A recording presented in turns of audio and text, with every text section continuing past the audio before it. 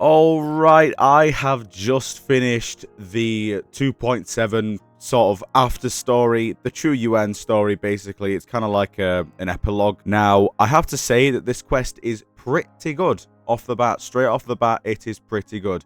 Now, I'm just going to do a usual review, what I like, what I thought it could have done better with, and just all in all, my thoughts, and give it a rating. To start off, before we get into anything specific, I thought this quest was pretty good for what it was. It's similar to the Chacona quest in a way, but there was less interactivity, although there was still interactive elements in this quest. If you played through it, you'll know what I mean. Now, of course, this is a review, so it will have spoilers in it, so if you don't want to get spoiled, then don't watch. Ladies and gentlemen, it's sellout time. This video is sponsored by LD Shop. This super handy website is a safe and reliable way to get your top-ups, battle passes, and monthly cards for less. LD Shop covers lots of games like HSR, ZZZ, and of course, my favorite, Wuthering Waves. With these games, you can get guaranteed 5-star bundles and top-ups for a discounted price, meaning that you get more bang for your buck. To top up your Lunites, simply follow these instructions. First off, select your item, then click top up to proceed, apply your coupons and then select a payment method. Once you've paid, submit your game account details. Then the LD Shop team will handle the top up for you. Make sure not to log into the game during this process. Once the process is complete, they will log out and wipe all login records.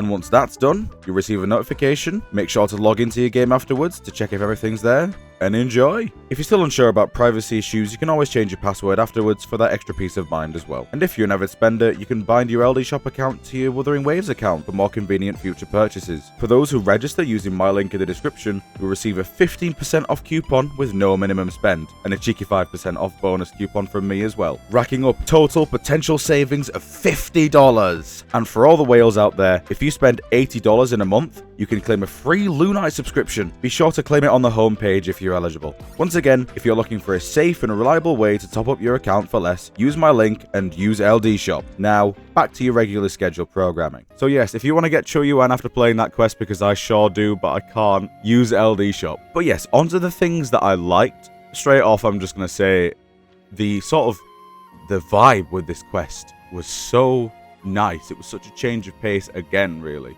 And I really liked it. This sort of wandering sort of Chinese warrior, very on the nose, you know, very cliche in a way, but it was a good cliche. Like, it was really, really good in that aspect. I feel like they nailed it on the head with sort of the vibe of the quest, because I could tell that's what they were going for. Another thing I liked was the resurgence, the reintroduction of Geshu Lin. I can't believe they put his ass in this quest. And the thing is, it doesn't feel like they've just forced him back in. Because we've been away from Jinzhou for so long, we've just forgotten about him, apart from the people that want him. But it doesn't feel inorganic. It feels actually natural that, of course, Geshu Lin would have connections with True UN. And we learn a lot about, like, the sort of, like, feudal stuff going on between the different provinces of Huanglong, like Jinzhou, Mingting. All these provinces that we only know Jinzhou. I'm sure Mingting has been name dropped before, but you know, we get a bit of lore about that as well. So it's clearly aiming, well, in the future, it's clearly wanting us to go back to Huanglong to sort things out there. So of course Geshu Lin would be part of that. But yeah, honestly, really, really good. Just a little bit extra for Geshu Lin, because of course we know what happens to him. But then we get to see him before this. So it's kind of good. I do like this. This quest has a lot of gap filling in moments. Like, for example, in the 2.7 main quest, someone in my comments said that it would have been nice if they would have, you know, not killed Fenrico off screen. And guess what? He died on screen in this one. Honestly, they did pretty well. A lot of, like, the little, like, nitpicky bits of 2.7, like, how did Chacona know of the Dark Tide?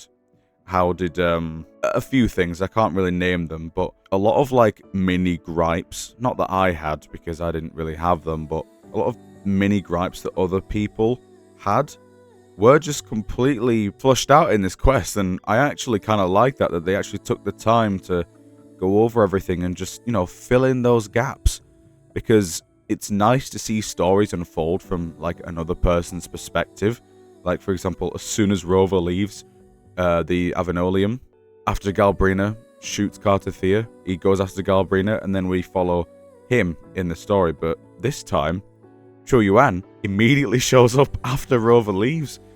So it's really, really cool how they sort of intertwine it with the main story, because I'm a big fan of like Star Wars, the Clone Wars, and how it intertwines itself with the prequels. If you guys don't know, then I'm sorry, I just said some random jargon, but I really do like that. I like that a lot. I'm a big fan of like different perspectives in, you know, the same overarching story. So that is really good. Of course, you get to play with Chewie a bit as well. You get lots of combat with him, which is good. His kit is absolutely spectacular, I must say. Now, the cynical people would just say that this quest is an advertisement to pull him. But in my opinion, this dude does not need any more advertising. He's so cool. He's so cool, honestly.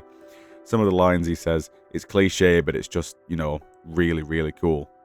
Another thing that I liked as well was the interactivity parts, like when you had these quick time events and stuff like that. You actually fought Fenrico and you had quick time events for like traveling as well. You actually used Chu Yuan's kit, you know, when he like runs on the bamboo. I thought that was very cool as well. I have to say it was pretty cool. Honestly, for a simple epilogue, this quest was pretty polished as well. Like, I like that they did not just simply decrease the effort put into this quest just because, you know, the main quest is over.